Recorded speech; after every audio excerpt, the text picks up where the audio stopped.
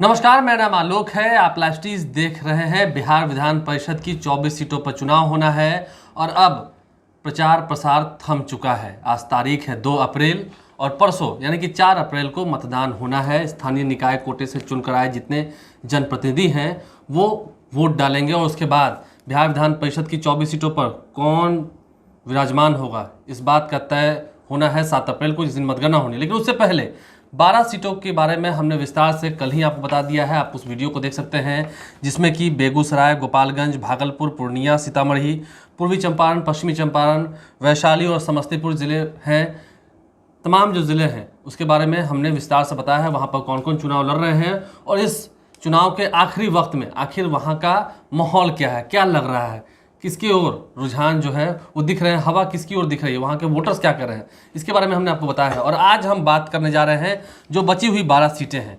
तो ऐसे में सीनियर जर्नलिस्ट गैशो हमारे साथ हैं। 2015 का चुनाव आपने देखा है, आपको याद भी है। वोटों का फासला कई जगहों पर काफ़ी कम रहता है, मतलब फिर दूसरी वरीयता पर लोग चले जाते हैं। जब काउंटिंग होने लगती है उस वक्त फिर हार जीत का फैसला होता है। ऐसे में 12 सीटों की आज जो हम चर्चा करने वाले हैं उसमें भोजपुर, नालंदा, रोहतास, पटना, सिवान, मुंगेर, जमुई यानी कि मुंगेर सीट, मुजफ्फरपुर, नवादा जैसे सीट जो हैं वो शामिल हैं। तो धीरे धीरे करके हम शुरुआत करते हैं। इसकी शुरुआत हम करेंगे आरा से। आरा, भोजपुर, बक्सर, आरा जिला घर बा, कोनो बात के डर बा।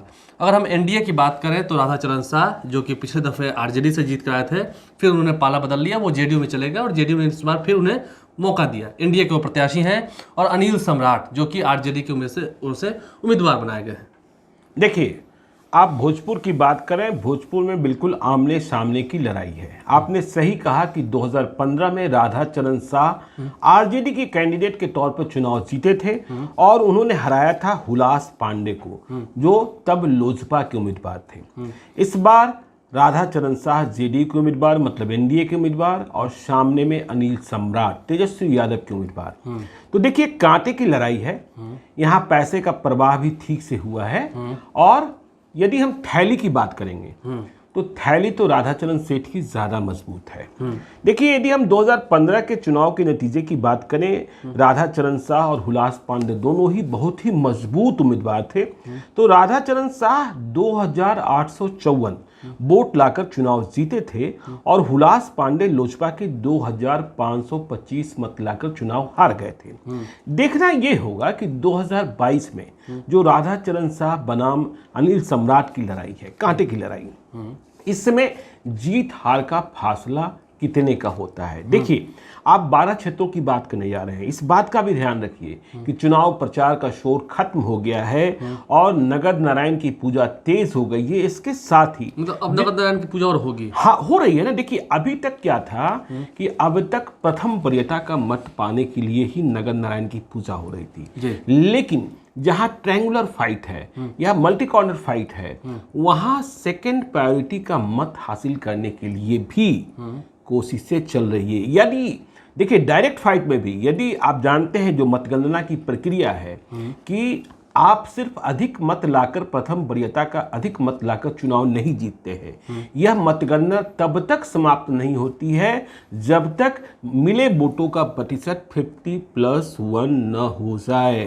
तो मतलब 50.1 होना है, तो इस सूरत में आप चुनाव जीतते हैं। तो सेकेंड वरीयता यदि आपने पहचान कर ली कि फला बाबू जो हैं, जो मतदाता हैं त्रिस्तरीय प्राधिकार के, वे हमें प्रथम वरीयता का मत नहीं देने जा रहे हैं, तो अब दूसरी वरीयता का मत भी मांगा जा रहा है। ठीक है बाबू, वो भी काम पड़ जाता है, वो भी काम पड़ जाता है कई बार में। और कई बार तो ऐसा है कि सेकेंड प्रेफरेंस और थर्ड प्रेफरेंस से भी लोग चुनाव जीत जाते हैं। तो इसलिए जो भोजपुर में है, आमने सामने की लड़ाई है। थैली मजबूत अधिक राधाचरण शाह की। मोटी पगड़ी वही बांध रहे हैं। नहीं, देखिए, जीत के बारे में हम नहीं कर रहे हैं। नहीं, हम करें मोटी पगड़ी जो लोगों को बांध रहे हैं, जो नगद नारायण एमएलसी की बात थी, लोगों की जो स्वागत सत्कार में मोटी पगड़ी बांधी जाती है। हाँ, ठीक है, वो राधाचरण शाह ही बांध रहे थे। चलिए अब आगे बढ़ते हैं, हम गया सीट की ओर बढ़ते हैं। गया, जहानाबाद और अरवल सीट, यहाँ पर एनडीए की ओर से मनोरमा देवी को उम्मीदवार बनाया गया है, जो कि 2015 में भी जीती थी। और आरजेडी की ओर से रिंकू यादव, कुमार नागेंद्र उम्मीदवार हैं। तेजस्वी यादव भी कई दफे प्रचार प्रसार कर चुके हैं उनके लिए। देखिए, गया में मनोरमा देवी 2015 में जीती, बिंदी यादव जीवित थे, ठीक है ना, और वो एनडीए की कैंडिडेट थी। तो माफ कीजिएगा, महागठबंधन की उम्मीदवार थी। उस वक्त आरजेडी और जेडीयू का अलायंस। हाँ, आरजेडी जेडीयू कांग्रेस का अलायंस था और उन्हें 3,958 मत मिला था। तब बीजेपी के उम्मीदवार थे अनुज सिंह गया से, जो अब औरंगाबाद से आरजेडी के उम्मीदवार हैं। तो अनुज सिंह को 3,143 मत आया था। तो देखिए इस बार क्या है कि वहाँ जैसा आपने कहा मनोरमा देवी और सामने रिंकू यादव उर्फ कुमार नागेंद्र, बिल्कुल आमने सामने की लड़ाई है।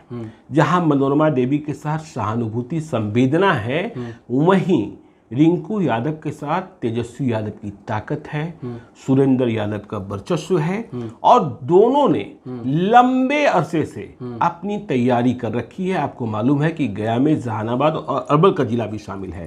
तो यहाँ एक के ऊपर एक, और जो तीसरा उम्मीदवार है लोजपा का, वह किसको नुकसान पहुंचाएगा यह मतदान के दिन दिखाई पड़ेगा, कितने मतों का नुकसान पहुंचाता है। देखिए 50 और 100 मत भी, तो लड़ाई बिल्कुल आमने सामने की और कहीं भी कमजोरी नहीं, कोई कमजोर हाँ, नहीं है। हाँ, कोई कमजोर नहीं है। 20 का जवाब 21 से हो रहा था, 21 का जवाब 22 से हो रहा था। तो यह चुनाव गया का बहुत ही दिलचस्प हो गया है आमने सामने की लड़ाई में, और नतीजा कुछ भी हो सकता है। चुनाव के दिन जब शाम में हम चर्चा करेंगे तो स्थिति और ज्यादा स्पष्ट होगी। वहां पर भी लगता है कि अब नगर नारायण और बहाना पड़ेगा, लोग बाहर हैं। नहीं, वो तो कंटिन्यूअस प्रोसेस है। देखिए कोई कमजोर नहीं है, कोई कमजोर नहीं है, ठीक है ना, दोनों ओर से, और दोनों ओर ताकत है। एक तरफ नीतीश कुमार हैं, उसके बाद आप बीजेपी का समर्थन है, दूसरी तरफ लेसी सिंह भी वहां गई थी। हाँ, लेसी सिंह गई थी, अशोक चौधरी भी गए थे, दूसरी ओर से तेजस्वी यादव स्वयं और सुरेंद्र यादव। देखिए दोनों तरफ से बराबर की शक्तियां हैं, और जब बराबर की शक्तियां हैं तो कौन किसके तलवार से कटेगा यह कहना बड़ा मुश्किल वोटर्स पर डिपेंड करता है। वो है आपके साथ, लेकिन है कि नहीं है ये भी बड़ी बात होती है। देखिए दोनों ही यादव भी हैं, हाँ, और दोनों की नाते रिश्तेदारी भी है। वोटर भी कंफ्यूज हैं। तो वोटर अंत समय में जाकर सर्टिफिकेट किसके पास अधिक था, इसे लेकर भी समस्या दिखाई पड़ी। तो वोटर जाकर भीतर जब नाते और रिश्तेदारी की बात होती है, क्योंकि जादव लड़ रहे हैं, तो कंफ्यूजन हमेशा रहता है। तो आज किसी का पल्ला भारी दिख रहा था, कल किसी का पल्ला भारी दिख रहा था। वोटिंग हो जाने दीजिए, बता देंगे। चलिए अब नालंदा की ओर बढ़ते हैं। नालंदा में जेडीयू की ओर से, एनडीए की ओर से उम्मीदवार है रीना यादव। इससे पहले भी एमएलसी रही हैं, राजू यादव की धर्मपत्नी हैं, और सामने में बीरन यादव खड़े हैं आरजेडी की ओर से। अंतिम समय तक उम्मीदवार रखता है, आरजेडी ने फाइनल नहीं किया था। देखिए नालंदा है, नीतीश कुमार का नालंदा है, और वहाँ जेडीयू यादव को कैंडिडेट बनाता है। राजू यादव की पत्नी है रीना यादव, पहले भी एमएलसी रह चुकी। हाँ, बाहुबली। और 2015 का नतीजा बताता है कि 2100 मत लाकर चुनाव जीती थी, और तब रंजीत सिंह मतलब एलियस रंजीत डॉन लोजपा के दूसरे नंबर पर थे 1427 मत लाकर।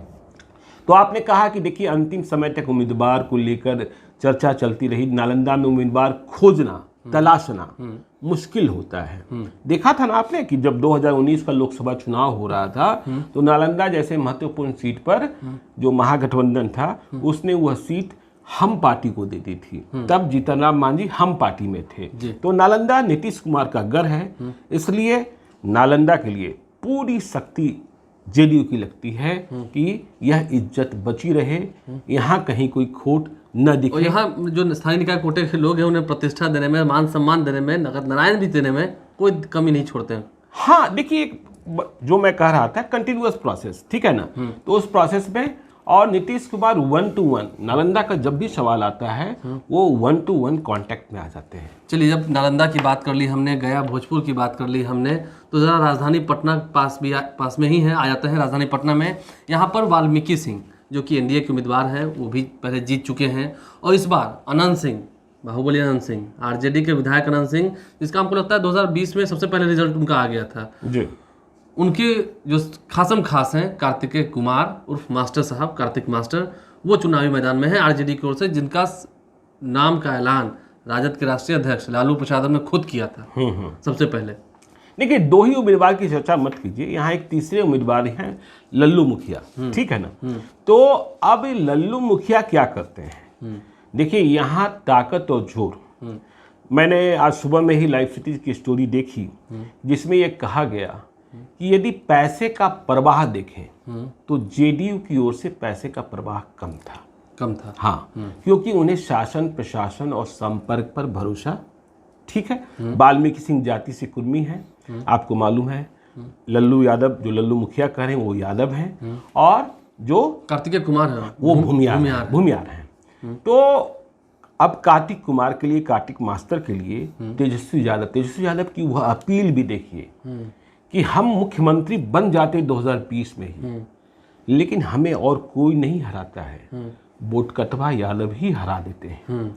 उन्हें इस बात का मलाल, देखिए मैं उनका संबोधन देख रहा था कि मुझे खुशी इस बात की होती कि यदि किसी ने वोट काटा तो जीतकर विधायक भी बन जाता, लेकिन कोई वोट काटकर जीतकर विधायक नहीं बना। निर्दलीय तो एक ही जीते थे, सुमित कुमार सिंह जी, हाँ, लेकिन कई सीटों पर तो देखना यहाँ ये है कि तेजस्वी यादव, रितलाल यादव, रामानंद यादव, अनिरुद्ध यादव और तमाम भाई वीरेंद्र, रेखा पासवान, वे तमाम लोग क्या कर पाते हैं और कार्तिक मास्टर के लिए। दूसरी ओर ये प्रचार प्रसार तेजस्वी ने खूब जोर शोर से किया। हाँ, वो तो क्या कहा कि सिर्फ यादव करने से नहीं होगा, सभी जाति धर्म को साथ लेकर चलना होगा, सवर्णों को भी साथ लेना होगा, तभी तो सामाजिक न्याय होगा। हाँ, वो कह रहे हैं कि अब देखिए बिना सवर्णों को वोट एक दूसरे को लेना और देना होगा, क्योंकि आरजेडी ने समझा है कि केवल यादव और मुसलमान के भरोसे सत्ता मिलने से रही, इसलिए हमें और लोगों को जोड़ना होगा। देखिए अब दूसरी ओर यह लड़ाई जो है, अब वाल्मीकि सिंह के लिए जेडीयू ने प्रभारी बनाया नीरज कुमार को, जो एमएलसी है पूर्व मंत्री, और आज की तारीख में अनंत सिंह बनाम नीरज कुमार का रिश्ता मोकामा का रिश्ता है। तो यहाँ ताकत की लड़ाई है, धन की लड़ाई है और वर्चस्व की लड़ाई है। लड़ाई मजेदार है और तेजस्वी यादव ने भी बढ़त बनाई है, जेडीयू ने भी पूरी ताकत झोंकी है और लल्लू यादव भी अपने को लगाए बैठे हैं। चलिए अब आगे बढ़ते हैं रोहतास की ओर। हम बढ़ते हैं रोहतास की ओर से बीजेपी के उम्मीदवार हैं, एनडीए के उम्मीदवार हैं संतोष सिंह, वहीं आरजेडी की ओर से कृष्ण सिंह को उम्मीदवार बनाया गया है। देखिए संतोष सिंह 2015 में भी जीते जी, 3026 मत लाए थे, और तब उनके खिलाफ लड़ रहे थे अनिल सिंह जेडीयू के, मतलब महागठबंधन के उम्मीदवार, 2409 मत लाए थे। और इस बार आपने बताया कि देखिए दोनों उम्मीदवार जो हैं संतोष सिंह बनाम कृष्ण सिंह भी पहले एमएलसी रहे हैं, और वहां भी दो बाबू साहब की टकराहट चल रही है और कहीं से कोई कमी नहीं है। बोरिंग खुला हुआ है, ठीक है ना, मतलब धारा प्रवाह है। हाँ, धारा प्रवाह है, बोरिंग खुला हुआ है। और आप यदि 4 लोगों से बात करेंगे तो 2 ये कहेगा कि नहीं हम उसके पक्ष में हैं, 2 ये वो कहेगा कि हम उसके पक्ष में हैं। तो यहाँ भी स्थिति जो है, लड़ाई जो है बहुत मजबूत लड़ाई है और इस मजबूत लड़ाई का इंतजार सबको है। चलिए अब आते हैं उस सीट पर जहां पर सबसे ज्यादा पैसा बहा है, जो हमारे पास जानकारी है, औरंगाबाद। देखिए दिलीप कुमार सिंह बीजेपी के उम्मीदवार, अनुज सिंह आरजेडी के उम्मीदवार, जो पिछली बार गया सीट से लड़े थे। औरंगाबाद में कितना पैसा बहा कोई हिसाब नहीं, शायद ईडी भी पता न कर पाए समझे ना, और दूसरी जांच एजेंसियां भी न पता कर पाए। देखिए पैसा कितना खर्च होगा, इसे लेकर बीजेपी के जो जीते हुए उम्मीदवार थे 2015 में राजन सिंह, वे मैदान छोड़कर ही भाग गए थे। और यह महंगाई कहां से बढ़ी, वोटों की। देखिए मुझे एक किस्सा सुना रहे थे एक औरंगाबाद के व्यक्ति कि एक पेट्रोल पंप का उद्घाटन था ओबरा में, और वहाँ तमाम लोग थे, डिप्टी सीएम भी थे, रामाधार सिंह भी थे, और तमाम जनप्रतिनिधि थे जो स्थानीय प्राधिकार के। वहीं रामाधार सिंह ने कह दिया था कि 50,000 की बोली तो अभी लग गई है, लेकिन इंतजार कीजिएगा अभी बोली और ऊपर जाएगी।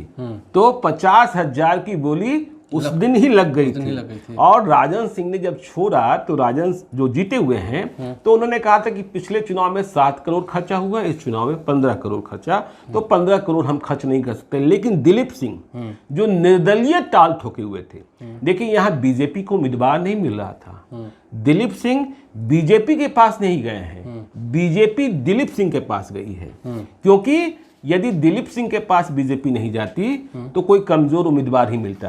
तो अनुज सिंह जो गया छोड़कर आए औरंगाबाद, आरजेडी के उम्मीदवार, उन्हें भी बराबरी में पैसा खर्च करना पड़ा है, उनके लिए भी चुनाव बहुत महंगा हो गया है।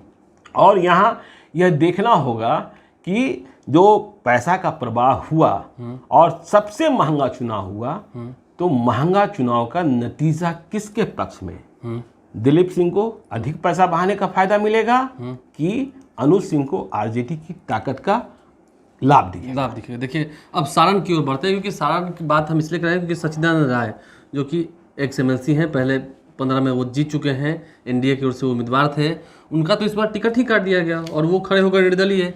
लेकिन सारण से धर्मेंद्र कुमार सिंह को एक तरफ जहां एनडीए ने अपना उम्मीदवार बनाया, वहीं आरजेडी ने एक नया कार्ड खेला, ब्राह्मण को सुधांशु रंजन पांडे को अपना उम्मीदवार बना दिया। देखिए तेजस्वी यादव कह रहे हैं कि A to Z की पार्टी हम बनना चाहते हैं, दिख भी रहा था। हाँ देखिए विधान परिषद के चुनाव में तो दिखा, अब विधायक का चुनाव जब विधानसभा होगा का जब 2025 में हाँ हुआ तब दिखेगा कि वो कितने भूमिहार और कितने ब्राह्मण को देते हैं। लेकिन सच्चिदानंद राय की बात आपने कही, 2015 में ये चुनाव जीते थे बीजेपी की कैंडिडेट के तौर पर 2589 मत लाकर, और इन्होंने हराया था जेडीयू के सलीम परवेज को 1673 मत लाकर।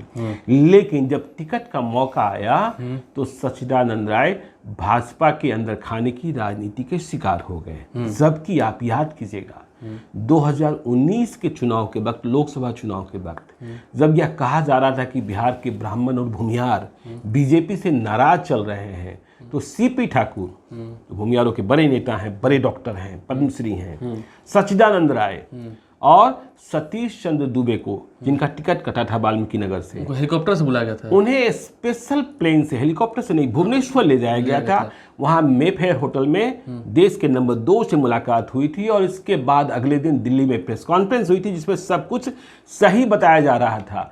लेकिन अब सच्चिदानंद राय स्वयं बेटिकट हो गए। तो यहाँ जो हाल है, आप सारण की बात कर रहे हैं, धर्मेंद्र कुमार सिंह बीजेपी के नए पहलवान आए और सुधांशु रंजन पांडे, ठीक है, हाँ आरजेडी की ओर से किसी यादव उम्मीदवार की उम्मीद थी लेकिन नहीं, और कोई यादव गंभीर रूप से वहां लड़ भी नहीं रहा है, एक और तारकेश्वर सिंह के उम्मीदवार लड़ रहे हैं। तो देखिए देखना यह, सबकी नजर यह है कि सच्चिदानंद राय क्या करते हैं। सच्चिदानंद राय सिर्फ नुकसान पहुंचाते हैं, बाजी मार लेते हैं, या धर्मेंद्र कुमार सिंह जिन्हें टिकट काट कर दिया गया, जो जनार्दन सिंह सिग्रीवाल के आदमी माने जाते हैं, वे विजेता बनते हैं, या यादवों के साथ मिलकर कुछ सवर्णों का मत लेकर सुधांशु रंजन पांडे बाजी मार लेते हैं। ये देखना होगा। तो छपरा में यदि सुधांशु रंजन पांडे बाजी मारते हैं तो एक नए समीकरण की रचना होगी, और सच्चिदानंद राय चुनाव जीतते हैं तो बीजेपी को झटका लगेगा। धर्मेंद्र कुमार सिंह जीतते हैं तो इसका आशय ये होगा कि बीजेपी में इतना दम है कि जिसे वो टिकट देगी उसे वो जिता भी सकती है। अब बात करते हैं सिवान की। सिवान में मनोज कुमार सिंह को फिर से मौका दिया गया है बीजेपी की ओर से, वहीं विनोद जायसवाल को आरजेडी ने उम्मीदवार बनाया है। देखिए सिवान की राजनीति बदलती रहती है, अब पहले वाला वो माहौल नहीं है, पहले जो माहौल था, लेकिन विनोद जायसवाल को टिकट देकर आरजेडी ने भी इस बार थोड़ा अलग गेम खेला है। देखिए अलग गेम तो नहीं खेला, वो तो 2015 में भी चुनाव लड़े थे सिवान में, तब टुन्नाजी पांडे चुनाव जीते थे बीजेपी के 2192 मत लाकर। हाँ, जब वो बागी हो गए हाँ, टिकट नहीं मिला। और विनोद कुमार, जो विनोद जायसवाल की बात करें, 1850 मत लाकर चुनाव हार गए थे, आरजेडी के उम्मीदवार थे। अब आपने सही कहा कि सिवान की फिजा दूसरी है, शहाबुद्दीन नहीं है, वहां तो शहाबुद्दीन फैक्टर ही काम करता था। तो देखिए आमने सामने की लड़ाई है, जो थैली की ताकत है, सबसे पहली ताकत विनोद जायसवाल ने ही दिखाई थी, और प्रवाह मतलब नल का मुंह इन्होंने ही खोला था। बाद में मनोज कुमार सिंह जब टिकट मिला, वे एक बार पहले एमएलसी रह भी चुके हैं, वे पहले शहाबुद्दीन के दोस्त थे लेकिन बाद में रिश्ता खराब हुआ। लेकिन देखिए यहाँ क्या है कि यहाँ रईस खान, जो खान ब्रदर्स कहा जाता है अंडरवर्ल्ड का, अयूब और रईस खान भी मैदान में है। तो रईस खान नुकसान किसका पहुंचा रहे हैं? नुकसान विनोद जायसवाल का पहुंचा रहे हैं। तो मनोज सिंह के बारे में यह भी खबर है कि जेडीयू से बहुत सारा समर्थन नहीं मिल रहा है, जो वहां सिंह की ताकत है। तो ऐसी सूरत में, और विनोद जायसवाल के साथ इस बार तुन्ना जी पांडे जो चुनाव नहीं लड़ रहे थे, उनके भाई बच्चा पांडे विधायक है, वे साथ हो गए हैं। तो यहाँ की लड़ाई दिलचस्प है, और सिवान का नतीजा तो हमेशा जो है चौंकाने वाला होता है। अब शहाबुद्दीन तो रहे नहीं, और वैसे शहाबुद्दीन भी अपने जिंदगी के पिछले कई वर्षों में लगातार चुनाव हारते रहे, उनकी पत्नी चुनाव नहीं जीत सकी, आपको पता है। तो सिवान में पैसा भी है, ताकत भी है, ये सब कुछ है। देखिए अब थोड़ा आते हैं, फिर पटना के पास आते हैं, मुंगेर चलते हैं, फिर दरभंगा चलेंगे। मुंगेर में भूमियार बनाम यादव। देखिए, अजय सिंह को टिकट दिया आरजेडी ने पहली दफा मुंगेर की सीट पर भूमियार हैं। संजय प्रसाद पहले आरजेडी से जीत कर आए 2015 में, फिर वो बागी हो गए, जेडीयू में चले गए। लेकिन इस बार आरजेडी बनाम जेडीयू क्या देखते हैं, क्योंकि देखिए जो बागी थे वो अब जेडीयू में आ गए, फिर से चुनाव वही लड़ रहे हैं, ललन सिंह के साथ है। अजय सिंह को मौका देकर क्या आरजेडी अपने उन्हीं वोटरों को फिर से एकजुट कर पाएगी, ये देखना होगा।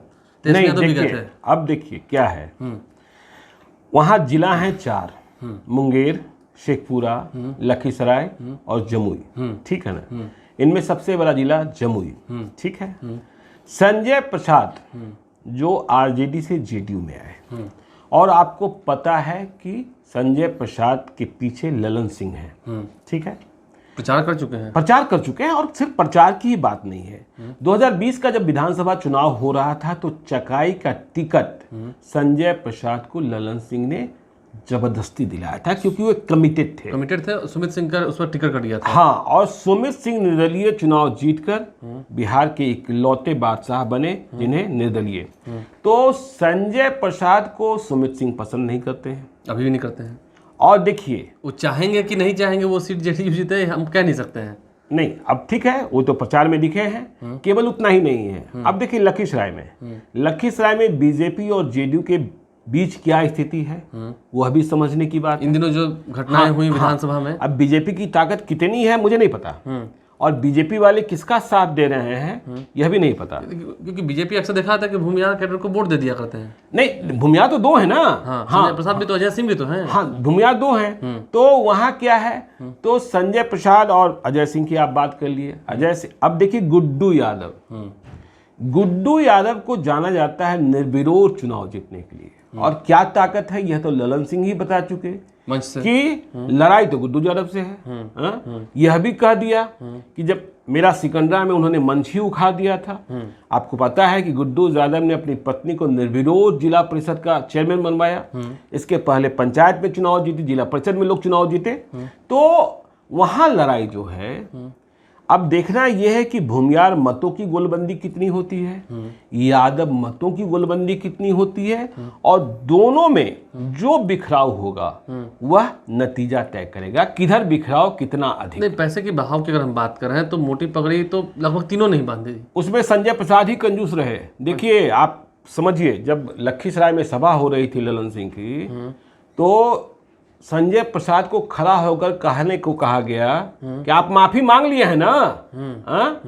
तो सोचिए, उम्मीदवार ने गलती की थी इसलिए ना माफी मंगवाया जा रहा है। तो एंटी इनकम्बेंसी भी है, उनके खिलाफ नाराजगी भी है, ठीक है ना। अजय सिंह ने इसका थोड़ा फायदा भी उठा लिया है। नहीं, फायदा तो देखिए हर आदमी ने, जमुई में आप देखिएगा तो जमुई में गुड्डू यादव का बच्चा अधिक दिख रहा था। तो देखिए दोनों ओर, मतलब यादव और भूमियार, कहाँ किसका कितना वोट कटा और बचा, इससे मुंगेर का नतीजा सामने आया। आपको लगता है कि अंतिम सवाल ये है, जैसे कि आपने कहा लखीसराय में बीजेपी जेडीयू वाला प्रकरण, तो उसमें लगता है कि अजय सिंह को वहाँ, क्योंकि वो वहाँ के रहने वाले, तो उसमें शासन और प्रशासन की ताकत भी बहुत होती है ना। हाँ, इसलिए इसको देखिए कि भी हाँ क्या होता है। चलिए अब आगे बढ़ते हैं, थोड़ा दरभंगा की ओर आते हैं। सुनील चौधरी पहले जेडीयू में थे, विधायक थे, और आरजेडी की ओर से उदय शंकर यादव, कैसे कांग्रेस की ओर से मोहम्मद इम्तियाज। नुकसान किसका? अब यादव मुसलमान अगर टूटे तो आप समझ सकते हैं उदय शंकर यादव है मैदान में। सुनील चौधरी के बारे में कहा था, देखिए शुरू से ही, जैसा हमने इससे पहले विश्लेषण किया था, तो वो टेक्निक अब्दुल बारी सिद्दीकी क्यों हार गए थे? आपको मालूम है? मिश्री लाल यादव थे जी। हाँ जी, तो ठीक है, तो आप समझ लीजिए वहाँ। और सुनील चौधरी कशिश न्यूज़ के मालिक हैं, बीजेपी के नेता हैं, पहले विधायक रह चुके हैं, पैसा भी बहुत है और बड़े बिल्डर हैं, टेक्निक भी है। हाँ, तकनीक भी है। तो यहाँ मुझे लगता है कि आज की तारीख में बढ़त जो है बीजेपी की है, आज की तारीख में बढ़त जो है बीजेपी की है। लेकिन बक्सा में वोट किसका गिरता है यह तो नतीजे से मालूम होगा। चलिए अब जरा मुजफ्फरपुर पर हम आते हैं। मुजफ्फरपुर की हम बात करेंगे, 2 दबंगों की बात करेंगे, एक तरफ नहीं दोनों तरफ दबंग है। देखिए मुझे याद है, आप मुझे एक बार सुना रहे थे किस्सा, जिसमें कहा जाता था, लालू यादव ने शायद कहा था कि हम बकरी से बाघ को थोड़ी लड़ाएंगे, बाप से लड़ने के लिए तो बाप को उतारना पड़ता है। नहीं, ये नीतीश कुमार ने कहा। नीतीश कुमार ने कहा था जब 2005 के चुनाव हो रहे थे और ये आरोप लग रहा था कि जेडीयू भी तमाम बाहुबलियों को टिकट दे रहा है, तो नीतीश कुमार ने कहा था कि बाघ के खिलाफ तो बाघ ही खड़ा करना होगा। चलिए ठीक है, तो अब देखिए मुजफ्फरपुर में दिनेश सिंह बनाम शंभू सिंह। देखिए आप समझिए, मुजफ्फरपुर में भी उम्मीदवार आरजेडी को नहीं मिल रहा था।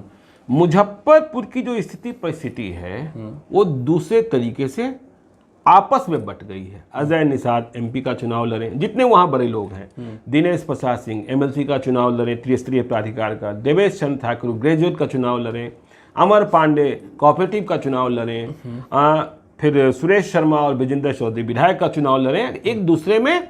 तो वहां और ऐसे भी आप देखेंगे कि 2015 में ये जो 24 विधानसभा क्षेत्र हैं उनमें सबसे अधिक मतों से जीत मिली थी दिनेश सिंह को। उनका रिकॉर्ड रहा है, कई दफे जीत चुका है। हाँ, जेडीयू के उम्मीदवार थे, 5454 मत उन्हें आए थे और तब भी एक भूमियार ही चुनाव लड़ी थी बीजेपी से। माना यह जाता है कि भूमियार बीजेपी के साथ होते हैं, लेकिन मुजफ्फरपुर में यह बात नहीं चलती है। तो प्रियदर्शनी शाही मात्र 368 मत लाई थी, कहाँ 5454 और कहाँ 368, सबसे बड़ा फासला था। तो देखिए इस बार तेजस्वी यादव ने और लालू यादव ने खोज कर उम्मीदवार दिया 47 वाले शंभू सिंह को। दिल्ली में ही फाइनल हो गया था। हाँ, वो कहते हैं कि वे इतने साल से 25 साल से आरजेडी के साथ थे, साथ हैं, लेकिन पहले कभी दिखे नहीं थे, मुजफ्फरपुर के लोगों ने भी नहीं दिखा था। तो 47 की ताकत है, जाति के भूमियार हैं, लेकिन 47 की मैगजीन में गोली ठीक से भरी गई कि नहीं भरी गई ये देखना होगा, ये देखना होगा। ठीक है ना, जरा नवादा पर आते हैं क्योंकि दिनेश सिंह को हराना टेक्निक के मास्टर हैं वो। हाँ, हमने देखा कई सारे वीडियोस वो जब चुनाव पंचायत का चुनाव शुरू होता है ना तभी से वो लग जाते हैं। चलिए अब नवादा की हम बात कर रहे हैं। नवादा में सलमान रागिव बनाम श्रवण कुशवाहा। अंतिम समय में आरजेडी ने श्रवण कुशवाहा को उतारा। चर्चाएं थी कि राजवल्लभ यादव के परिवार से टिकट देंगे, लेकिन वहां से नहीं दिया और फिर नतीजा हुआ कि बागी उम्मीदवार अशोक यादव खड़े हो गए। अशोक यादव, फायदा किसको मिलेगा?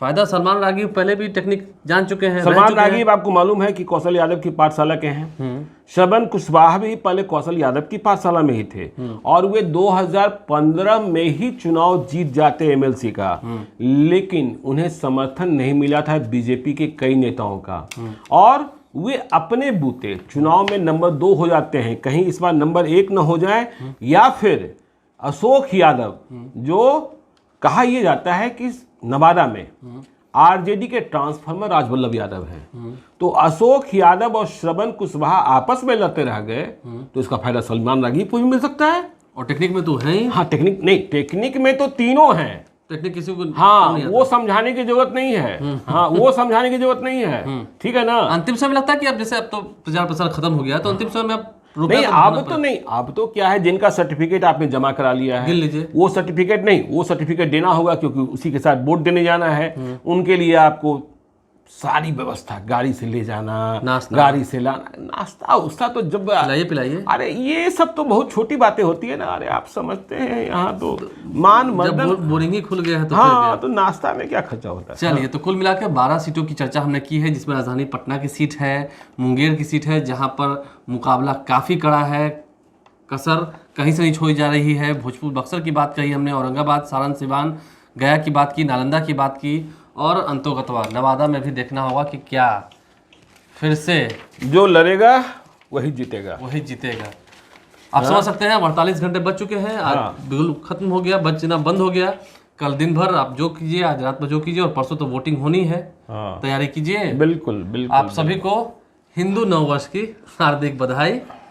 चलिए, अब जो होना था वो प्रचार ठीक है, नववर्ष की शुभकामनाएं। जो आप आज से चैत्र नवरात्रा की शुरुआत भी हुई है, ठीक है ना। तो चैत्र नवरात्रा की शुरुआत हुई है, लेकिन मुझे इसका भी अंदेशा रहता है कि इतना करोड़ रुपया लोगों ने बहाया है, जब वे हारेंगे तो वे किसी न किसी कार्डियक स्पेशलिस्ट से, हार्ट स्पेशलिस्ट से अपने को संपर्क में रखें, क्योंकि झटका तो लगेगा। झटका किसे लगेगा किसे नहीं लगेगा ये तो अब 7 अप्रैल का इंतजार करना है फिलहाल। हाँ, लेकिन ये भी बात सच है कि जो करोड़ों रुपया बहा रहे हैं वो बहुत मेहनत की कमाई का करोड़ रुपया नहीं होता है। चलिए, कुल मिलाकर ये बहुत बड़ी बात कह दी, टिप्पणी कर दी है। देखना होगा 7 अप्रैल को किसके पक्ष में नतीजा निकल के आता है और फिर 4 अप्रैल को वोटिंग करनी है। तो अभी से ही जो उम्मीदवार हैं वो अंतिम ताकत झोंकने में लग जाएंगे। कहते हैं कि अंतिम प्रहार जो है वो कस के करना चाहिए ताकि चोट काफ़ी दिनों तक रहे। हमारे चैनल को सब्सक्राइब कर लें, साथ साथ फेसबुक पेज भी लाइक करें, ट्विटर हैंडल पर भी लाइव स्ट्रीम को फॉलो करें। धन्यवाद।